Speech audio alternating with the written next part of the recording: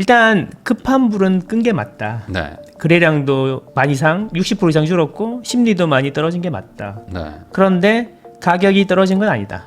이게 중요한 거죠. 하락 전환하지는 않았고 다시 상승폭이 커지고 있다. 오히려 그때 규제가 나왔을 때 제가 용기를 내야 된다라고 말씀드렸는데 그게 쉽지는 않았겠지만 지금 다시 돌이켜 보면은 그때가 오히려 마지막 기회 같은 느낌이 들었다.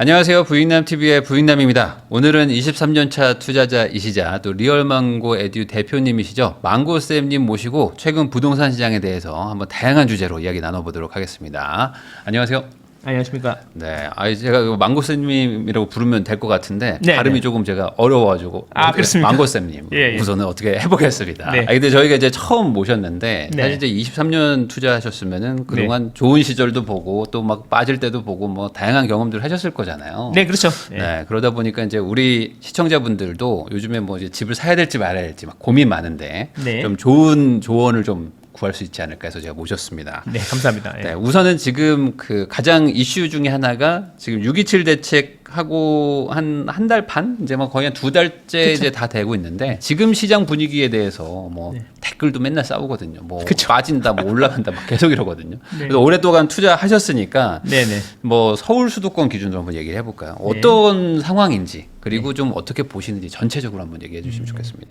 일단 급한 불은 끈 게 맞다. 네. 거래량도 많이 60% 이상 줄었고 심리도 많이 떨어진 게 맞다. 네.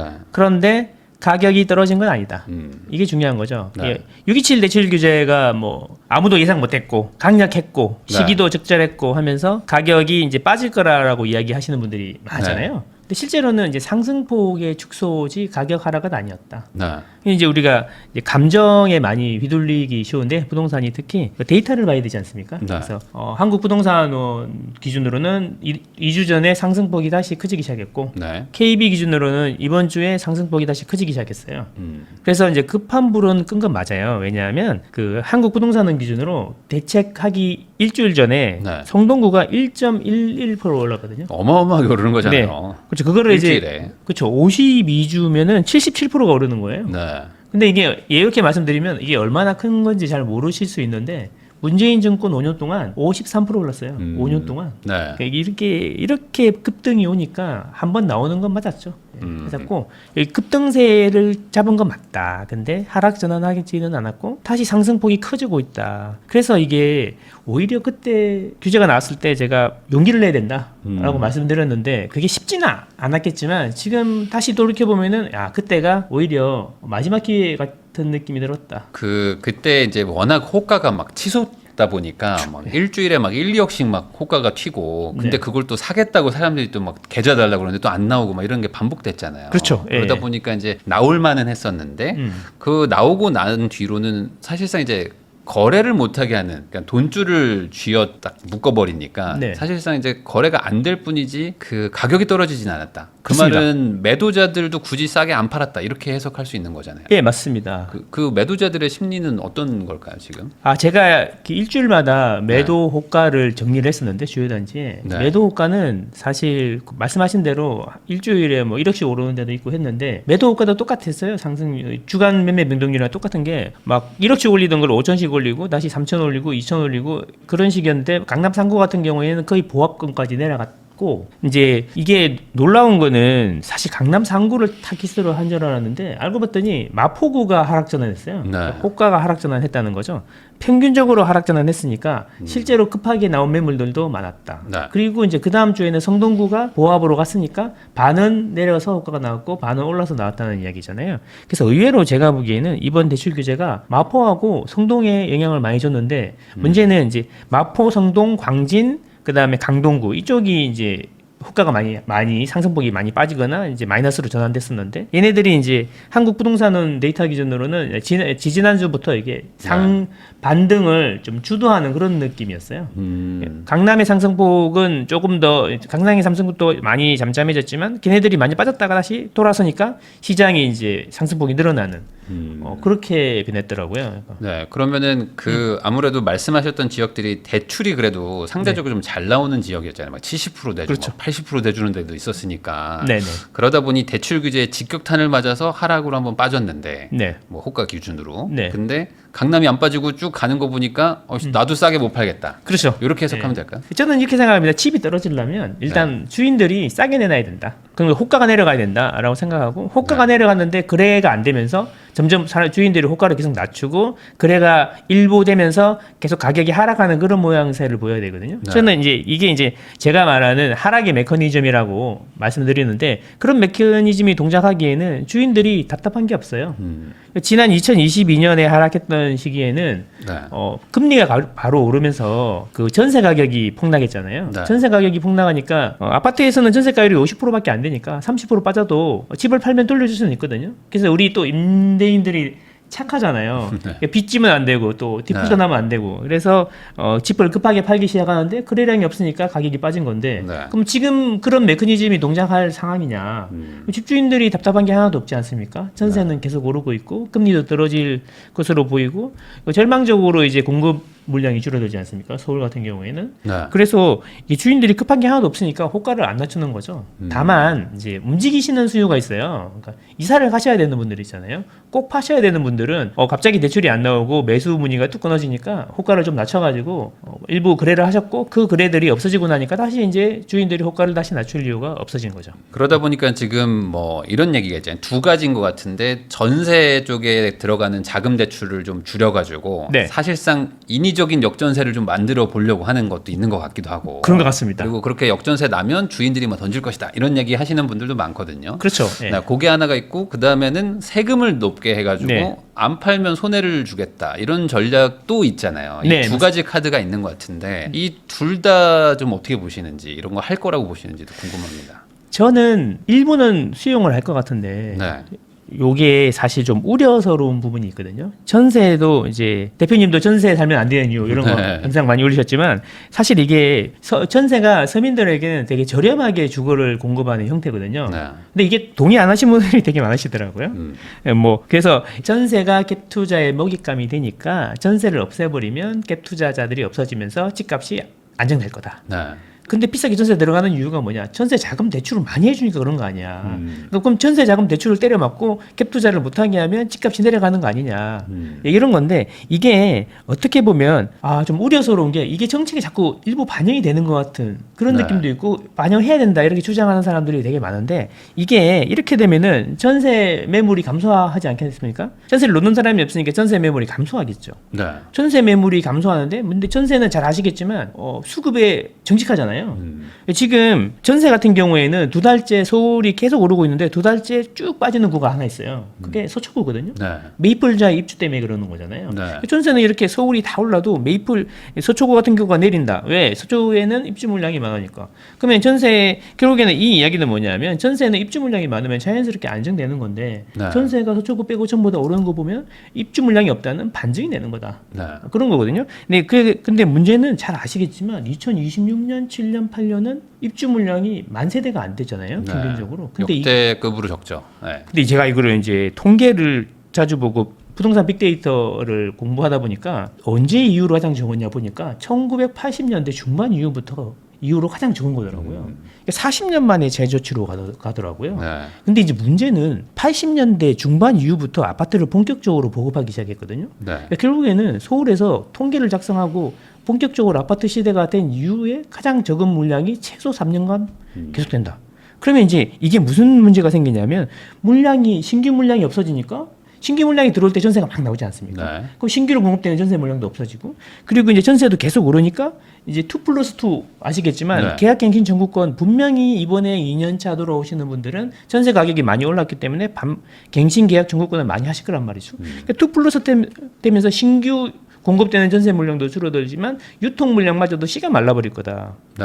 그래서 이게 그런 식으로 전세를 자꾸 때리면서 다주택자들이 사실 집을 사야지 전세 매물이 나오는 건데 신규 입주 물량이라 어쩔 수 없다지만 기존의 유통 물량을 자꾸 만들려 그러면 다주택자들이 계속 시장에 들어와 줘야 되는데 그게 전혀 작동하고 있지 않으니까 네. 이게 그러면 이렇게 되는 거죠. 전세 대출해 주지 마라, 전세 갭 투자 못하게 해라 하는 거는 뭐냐면 결국에는 매매 가격을 잡으려고 잡히진 않겠지만 혹시 잡히더라도 이거는 세입자들의 그 고통을 레버리지로 집값을 잡는 격이 되는 거죠. 그래서 이게 이런 논리나 주장들이 너무 이제 힘을 받고 있는 걸 보면은 이게 좀 우려가 되는 거죠. 이게 유튜브 댓글로 정책을 정하는거나 마찬가지가 되는 거잖아요. 네. 그래서 이게 뭐라고 해야 되나요? 뭐 사람들의 감정에 기대서 정책을 결정하는 거는 주택 시장에 상당한 그 무리를 줄 수 있다. 주거라는 게 그렇지 않습니까? 집을 안 사셔도 돼요. 선택인데 집을 안 사시면 임대로 사셔야 되는데 임대 시장이 망가지는 거거든요. 네. 그럼 오히려 그거는 무주택자들에게 장기적으로 부담을 늘리는 방향으로 가는 건데 결국에는 주택 아파트 시장이라는 공간이 이렇게 있는데 그 공간이라는 게 쉽게 얘기하면 아파트의 채수잖아요. 채수.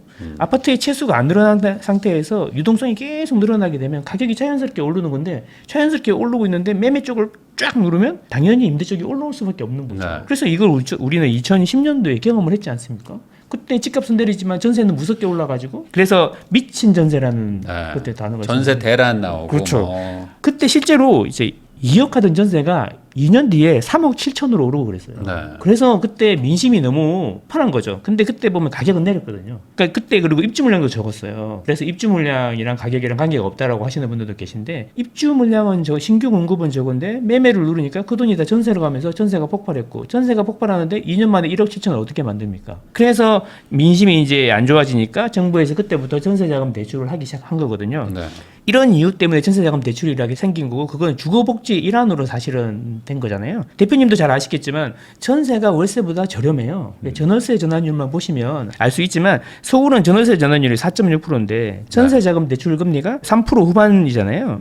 그러면 쉽게 이야기하면 전세로 살면 한 1% 정도 이자를 싸게 내는 거랑 똑같은 효과가 나는 거거든요. 1년이면 뭐 500만 원, 1000만 원 들기 쉽게 되는데 그러면 이제 애기 학원을 하나 더 보내도 될 정도로 저렴하게 네. 공급하는 건데 이거를 이제 단순히 그냥 전세 자금 대출이 어떻게 생겼는지 이런 것들은 고민 없고 그냥 이게 갭투자의 먹이가 된다라는 그냥 논리에 편성해가지고 공격하게 되면은 결국에는 화살이 전세 사시는 분이나 월세 사시는 분들에게 돌아간다.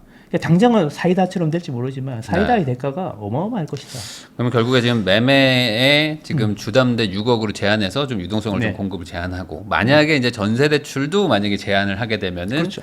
결국에 매매 전세 월세니까 그렇죠. 월세로 튀어갈 거 아니에요 사람들이. 맞습니다. 그쪽으로. 그럼 거기에 가격 상승은 좀 불보듯 뻔하다 이렇게 해석할 수도 있겠죠. 그렇죠. 그리고 어차피 이제 그 월세를 놓으시는 분들은 은행 이자랑 비교를 많이 하시지 않습니까? 네. 그럼 뭐 돈을 근데 은행 이자보다는 조금 수익률이 적어요. 그래서 이게 더 거품이다 이렇게 말씀하시는 분들이 계신데 우리나라 아파트 시장은 그 월세 수익률 플러스 이제 시세 차이까지 같이 고민을 하기 때문에 은행 예금 금리보다는 조금 낮게 형성이 되는 게 네. 이제 상급지일수록 그렇거든요. 근데 뭐 지방 이런 데 가면 7% 8%도 많지 않습니까? 네, 그래서 조금 낮게 형성이 되는데 결국에는 이제 전세가 수익률이 올라가면 그거에 비례해 가지고 또 가격도 또 올라가겠죠. 네.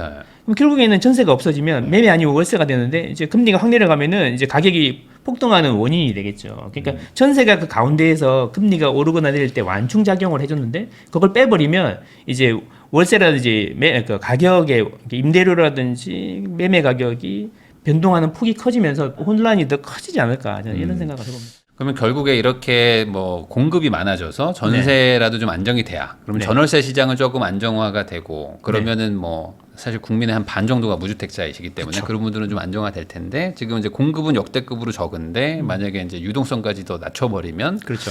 집값은 좀 조정될지언정 네. 월세가 튄다. 네. 그럼 이걸 해결하려면 결국에 신규 공급을 해야 되는데 그렇죠. 이번에 이제 공급 대책이 뭐 제대로 나온 건 아니지만 어쨌든 나왔거든요. 3만 네. 5천 호 정도 네. 공공주택 공급하겠다. 네. 이 부분에 대해서는 평가 어떻게 하십니까? 저는 이걸 보면서 네. 그냥 안쓰럽기까지 했다. 그렇게 말씀드리고 정부가 공급을 연결하고 있다. 이런 네. 생각이 들더라고요.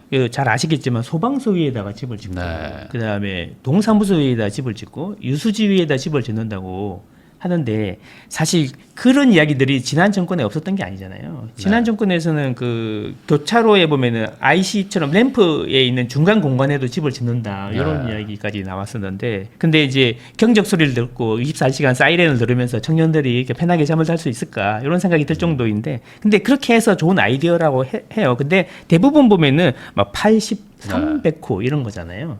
그리고 그것도 2035년까지 이미 계획되어 있던 거를 땡겨가지고 2030년까지 하겠다 이런 거잖아요. 당장의 효과도 없을 뿐더러 그냥 2만 호가 도대체 어디서 나오는 건지 저는 찾아볼 수가 없는 거죠. 제가 보기에는 2,000호도 안 될 것 같은데 그걸 2만 호라고 하는 계획 자체가 이게 좀 너무 많이 부풀린 것 같고, 그럼 1.5만 호를 또 추가로 또 발굴한다고 하지 않습니까? 요거는 또 어디서 할 것이며 그게 또 실제적으로 잘 될 것이냐 이런 문제인 거죠. 근데 만약에 제가 생각하기 이 2만 호에는 대부분 태릉 골프장이라든지 육사부지 이전이 많이 포함되어 있을 건데, 거기도 이제 10평짜리 다닥다닥 해가지고 이제 조그만 거 진다 그러다가 채수만 채우려다가 말이 많으니까 이제 좀 사이즈를 늘리면서 6,000세대로 줄었고, 그 6,000세대 하려고 했던 계획도 전혀 진행이 되는 게 없지 않습니까? 그러니까 이제 정부가 이런 것 같아요. 이제 대출 규제는 내놨고 집이 잠깐 주춤해지니까 추가적으로 공급 대책을 내놔가지고 이번에 완전히 정부가 집값을 잡겠다라는 그 메시지를 던져줘야 된다라는 이야기에 편성해가지고 급하게 이 공급 대책을 갖고 왔는데,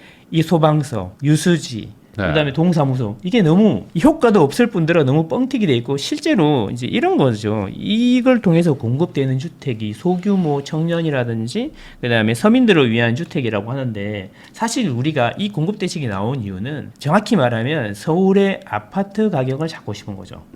서울 빼고 다른 지역들은 공급이 많아갖고 지금 아파트 가격이 매우 안정되어 있지 않습니까? 서울만 그런 건데, 서울의 아파트 가격을 잡는 건데, 서울의 아파트 가격을 잡으려면 서울에 아파트를 지어야 되는 거죠.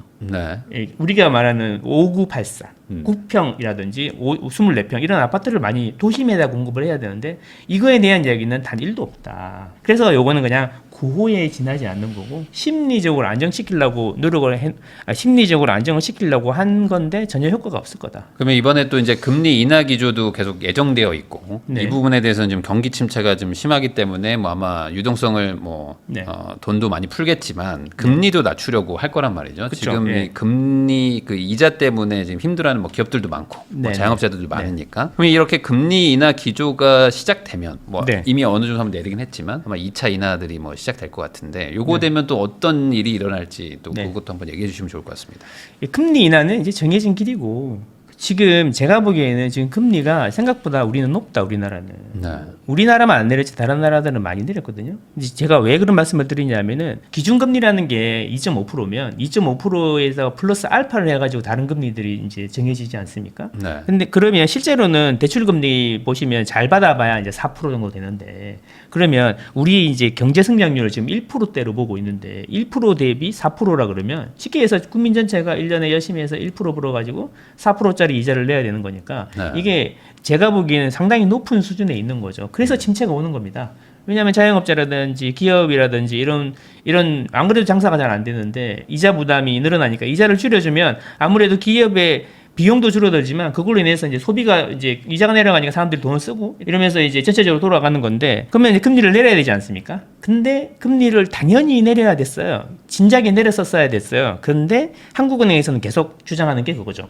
야, 금리를 내리면 집값이 올라. 그래서 못 내려. 이런 거잖아요. 이제 금리를 결정할 때 집값이 중요 변수는 아닌데 중요 변수로 이제 하니까, 그러면 이제 지난 정부에서도 그렇고, 그러면 금리를 어떻게 해야 된다는 거냐? 그래서 F4 이게 한국은행장이랑 금융위원장이랑 네 분이 모여가지고 이제 컨센서스를 만든 게 있지 않습니까? 그러면 한국은행에서 한 이야기가, 자 그러면 네가 거시 정책을 해라. 쉽게 말해서 거시 정책을 해라. 무슨 거시 정책 말하는 거냐? 한국은행에서 중요한 거는 한국은행장님이 국제 기준을 되게 중요시하잖아요. GDP 대비 가계부채를 줄여야 된다. 80% 후반까지 보내야 된다. 지금 90% 초반이거든요. 그러려면 어떻게 해야 되는데, 야, GDP 성장하는 것 대비 가계부채를 성장을 더디게 하면 시간이 가서 이렇게 천천히 벌어지는 거 아니냐. 한국은행도 인정하거든요. 너무 갑자기 하면 무리가 올 수 있으니까 이렇게 천천히 줄여가면 GDP 대비 가계부채가 80% 후반대로 떨어진다. 이런 이야기인 거잖아요. 그래서 이제 거기에 화답하려고 금융위원회에서 부동산 안 건드리려고 했는데 일단 여기서 쐈어. 그랬더니 그 지난 정권에 소통됐던 내용들을 가지고 이제 가계부채 가계부채를 이제 그게 GDP 대비 가계부채를 줄이려면 월 5조 이하로 줄여야 되거든요. 증가분은. 근데 그거를 이제 다시 좀 더 줄여서 3, 4조로 만들겠다는 계획이었고 그거에 맞춰가지고 은행들이 알아서 알잘딱깔센이라고 그러잖아요. 알아서 딱 해봐. 이렇게 된 거죠. 그래서 이제 그 전체적으로 그렇게 갔는데 이제 그렇게 했으니까 아마 제가 보기에는 바로 금리를 내리기는 쉽지 않을 건데. 네. 자, 6월 달에 1만 2천 건 아파트 거래됐습니다, 서울이. 그럼 1만 2천 건 거래됐으니까 그때 잔금 칠 때 이제 가계부채가 증가하겠죠. 네. 그러면 이제 8월이나 9월에 가계부채가 증가할 겁니다. 그래서 당분간은 8월이나 9월에도 가계부채 증가세는 수그러들지 않겠지만 7월부터 거래량이 이제 5천 건대로 줄어들었거든요. 그래서 이제 9월 하반기부터는 가계부채가 줄어드는 속도가 보일 겁니다. 네. 그러면 그때 한국은행이 반응해서 금리를 내릴 걸로 예상하고 있고 앞으로 이 금리 내리는 추세는 제가 말씀드린 대로 1% 성장률이니까 2.5보다는 더 내려가야 되지 않을까. 뭐 저는 그렇게 생각하고 있거든요. 네. 그래서 제가 볼 때는 올해 하반기나 내년 초까지는 적어도 내년까지는 금리가 내려가는 추세가 계속될 거다. 그렇게 예상하고 그러면 자연스럽게 대출 금리도 따라 내려가게 될 거고 단기간에는 천천히 내려가는 것 같지만 어차피 집을 우리가 사는 거는 2년 주기로 이제 매매할 수 있지 않습니까? 네. 2년이 지나야 비과세가 되든 일반세율이 되든 하는 거니까 그래서 2년 정도 내다 보면은 금리는 2년 안에는 계속 내려가는 추세로 되어 있을 거니까 집값을 천천히 자극할 거다. 근데 이게 천천히 이렇게 금리에 따라서 올라가는 게 아니고 중간 튀잖아요. 이게 심리가 몰리면 그런 부분들을 잘 관리해야 될 거다. 저는 그렇게 생각합니다. 그러면 지금 전반적으로 뭐 공급도 문제고 유동성도 많아지고 네. 그러면은 뭐 이제 규제 쪽 아니면 사실상 방법이 없는 게 아닌가. 없습니다. 그러니까 정부 입장에서도 왜냐면 뭐 집값 잡으라고 다들 뭐 이렇게 난리인데 그렇죠. 공급 안 되는데 돈 풀리는데 그럼 뭐 어떻게 잡냐 이거예요. 그쵸. 그게 결국에는 세금 쪽으로 갈 수밖에 없지 않을까. 이 부분에 대해서는 어떻게 생각하십니까? 근데 세금을 올리면 그래서 집값이 잡힐까 이런 거를 한번 생각해봐야 되는 건데 사실 이런 모든 이야기들이 이제 이 전전 정권이죠 문재인 정권 때 다 경험해봤지 않습니까? 네. 모든 방법을 다 사용해봤지만 결국에는 공급이 안 되니까 국토부 장관님이 이런 이야기를 하셨잖아요. 차라리 빵이었으면 밤새 만들었을 텐데라는 말을 남기고 떠나신 이유가 다 있겠죠. 야 공급을 안 하니까 백방 뭐 다른 것들을 해봐야 소용이 다 없더라라는 거를 이제 안 거죠. 근데 이제 그러면 결국에는 이제 자꾸 이제 지지자들의 그 아우성에 이것저것 막 해볼 텐데 결국에는 세금도 건드리겠죠. 근데 이제 한 말이 있지 않습니까? 세금으로 집값을 잡지 않겠다라고 했으니까 당장 이번 세법에는 아무것도 반영된 게 없지만 저는 그 말을 믿지 않는 게 그 말을 저는 다시 해석한 게 법을 바꿔서 세금을 잡지 않겠다 이렇게 해석했거든요. 그러면 법을 안 바꾸고 할 수 있는 게 잘 아시겠지만 공정시장 가액 비율이라든지 공시가격 현실을 하면 사실 2배 정도 올라가는 효과는 당장 나오거든요. 그래서 그런 부분을 손댈 건데 그것도 내년 지방선거가 6월에 있는 걸로 알고 있는데 그 이후에 손대지 않을까. 그러니까 이제 내년이 아니라 후내년 재산세나 이런 데 관련이 있지 않을까 싶은데 사실 이것도 좀 많이 부담이 되는 게 1주택자하고 다주택자들한테 영향을 주는 거잖아요. 재산세가. 공시가격이 올라가면 거기에 비례해가지고 여러 가지들이 바뀌는데 뭐 건강보험료가 많이 나온다든지 그리고 이제 차상위 계층을 이제 막 복지 혜택을 줄 때 기준이 되는 공시가격도 올라가고 하니까 이제 그게 많이 바뀔 거란 말이죠. 그러니까 실제로 그걸 바꾸면 1주택 이상들에게 영향을 많이 줄 건데 사실 우리나라는 유주택자가 57%예요. 그러면 57%의 유주택자들이 영향을 많이 받는 거니까 고민이 많이 될 거라고요. 그래서 제 생각은 이제 또 뻔하겠죠. 15% 다주택자들을 이제 조이면서 약간 세수가 많이 거치는 효과는 없지만 그래도 심리적으로는 좀 약간 지지자들의 마음을 달래주는 그런 심리치료 효과는 있지 않을까. 고가 위주로도 할 수도 있다.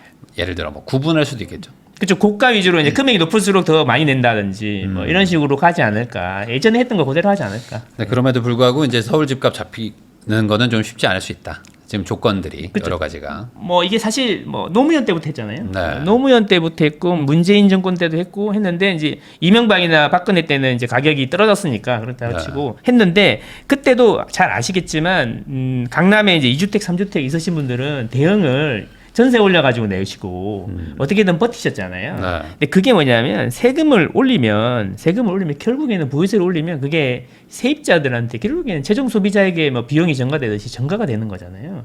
그러니까 이게 그렇게 해서 집값을 잡는다는 게 다시 또 말씀을 드리면 그 세 사시는 분들의 이제 그 고통을 짜가지고 이게 집을 잡는 거하고 똑같은 게 되는 거죠. 잡히지도 않지만. 그래서 이게 뭐가 문제냐면 그렇게 해서 고통을 더 가중시킴에도 불구하고 집이 안 떨어지니까 이게 기본급만 제한이 되고 집값 잡는 효과는 전혀 없는 거죠. 그래서 다른 나라들은 좋아하는 선진국 사례를 보면은 집값을 잡는 게 목표인 나라는 한 나라도 없다. 그래서 이제 그 나라들은 이제 집값을 잡는다고 이야기하지 않고 우리나라만 국정 목표가 집값을 잡는 거가 있죠. 그리고 얼마 전에는 이제 중국이랑 우리나라 두 나라만 그랬는데 중국도 포기했거든요. 네. 그 정도로 이제 집값 잡는 게 불가능하다는 걸 알고 있고 다른 나라에서는 이제 그렇게 이야기하죠. 공급을 어떻게 하겠다는 계획을 발표하거나 아니면은 이제 공급이 안 돼, 구조적으로 안 되니까 서민들의 임대료가 올라가니까 임차인들을 어떻게 보호하겠다 이런 식으로 정책을 주로 하거든요. 그게 이제 큰 트렌드가 바뀌어야 되는 건데 쉽지 않을 것 같습니다.